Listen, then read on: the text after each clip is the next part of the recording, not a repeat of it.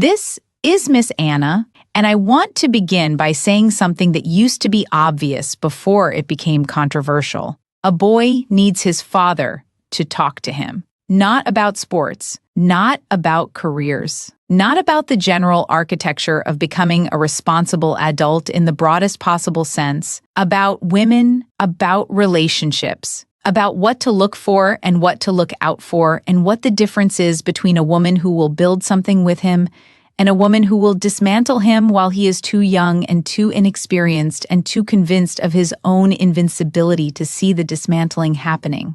That conversation used to happen, not perfectly, not always with the right words or the right timing or the right level of honesty, calibrated precisely to what a boy needed to hear at a particular age. But it happened.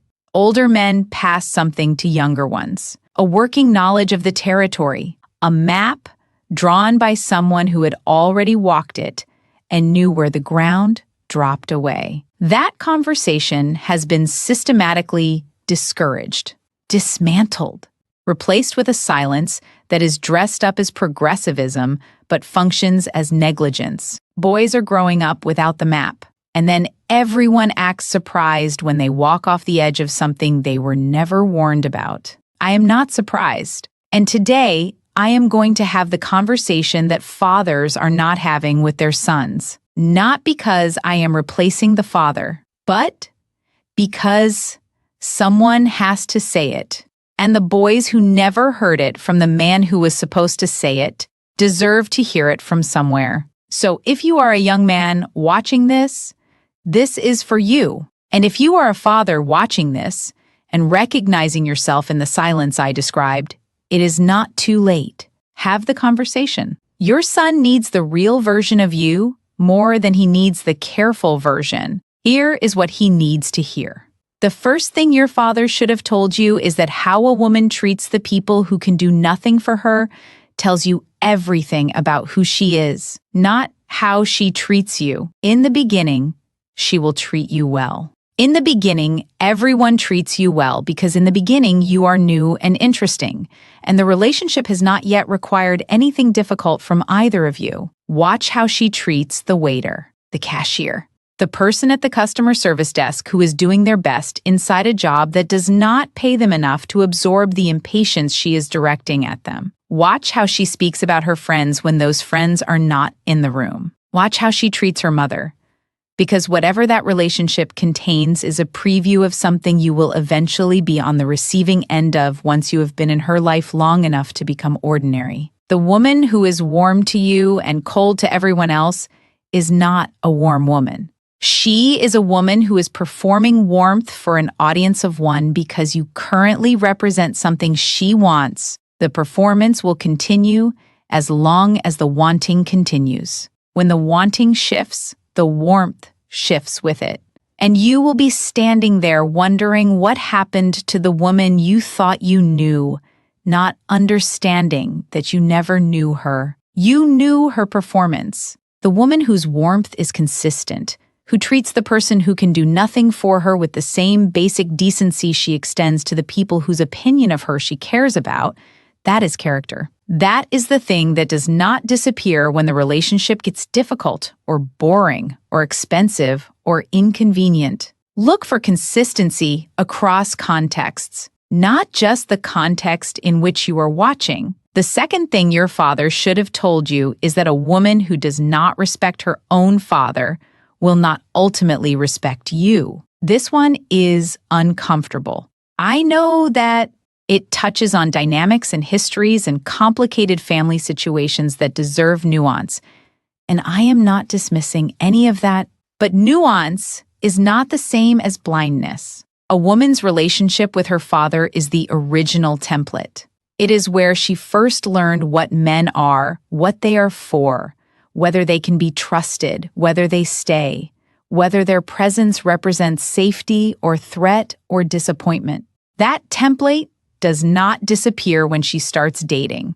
It goes underground and resurfaces in patterns that she often cannot see in herself because they feel like responses to specific situations rather than the running of a very old program. If she speaks about her father with sustained contempt, If she has constructed a story of his failures that is total and that admits no complexity and that she returns to with a consistency suggesting it is load-bearing in her self-image, pay attention to that. Not because her father deserves defense. Maybe he does not. Maybe the things she says are accurate and her feelings about him are entirely justified.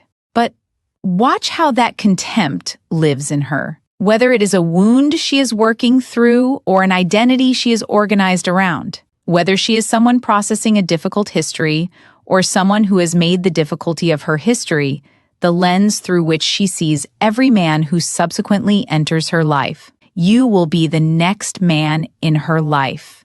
And you will eventually do something that activates the template. Not because you are her father, because you are a man. And the programming does not always distinguish carefully between the specific person and the category he represents. The woman who has done honest work on that history, who can speak about her father with complexity rather than only contempt, who has grieved what needed grieving and separated her past from her present in the ways that take real effort, that woman brings something different into a relationship than the woman who has not done that work.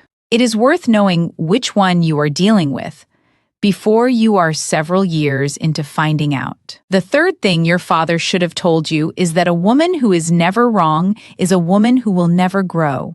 And a woman who will never grow is a woman who will stunt everything around her, including you. This is one of the most important things a young man can understand before he chooses a partner. Not whether she is right or wrong about any particular thing, whether she has the capacity to be wrong, whether she can receive honest feedback about her own behavior, sit with it, examine it genuinely, and update her understanding of herself based on what she finds. That capacity is rarer than it should be, and its absence is catastrophic in a long-term relationship in ways that are not visible in the early stages when everything is still new enough that the hard moments have not arrived yet. The hard moments will arrive.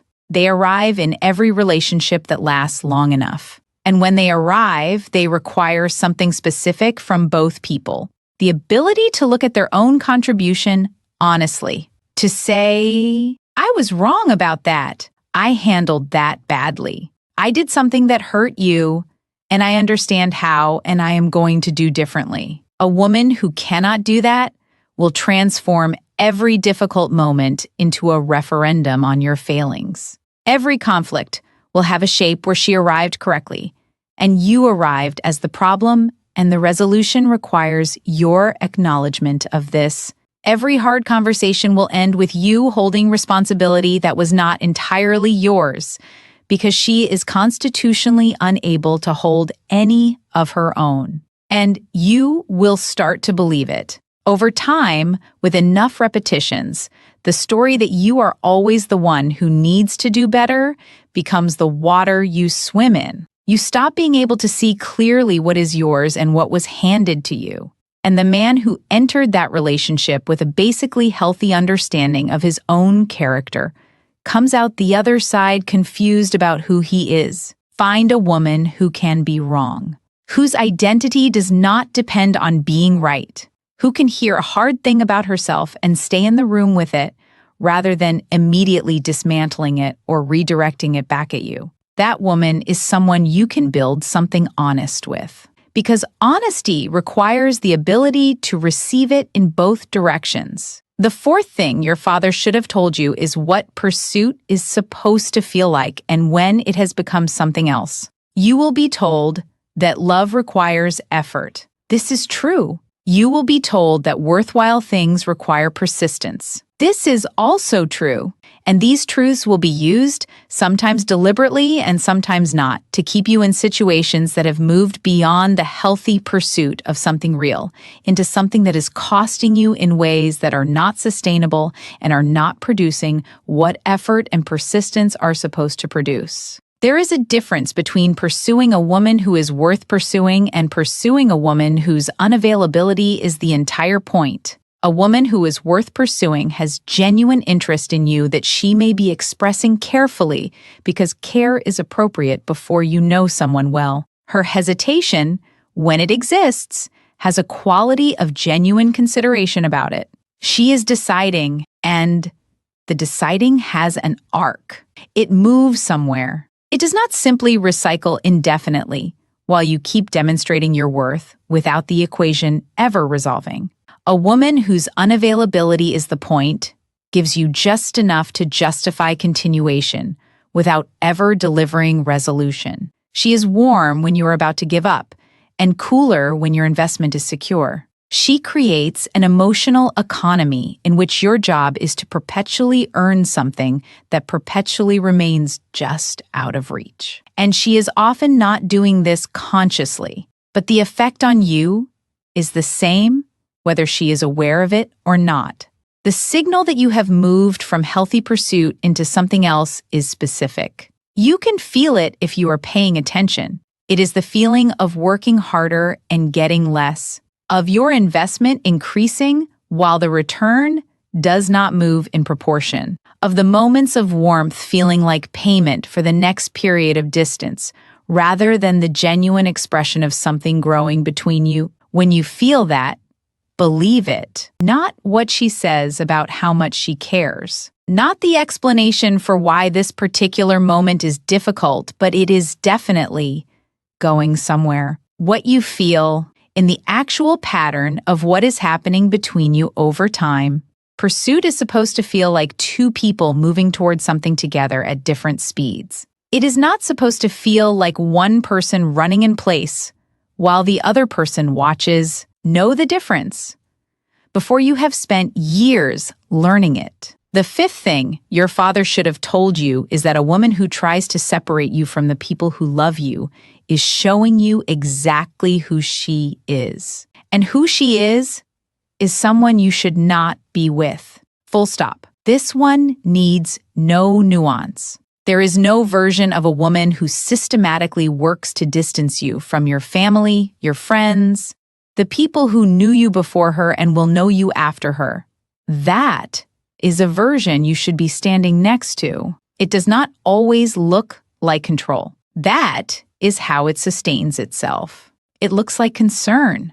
She is worried about the influence of this friend who does not seem good for you. She is hurt by the amount of time you spend with your family when that time could be spent with her. She has observations about the people in your life that are framed as care for you but function as erosion. Slow, patient, persistent erosion of every relationship that existed before her. The goal, whether she could articulate it or not, is to become your entire world.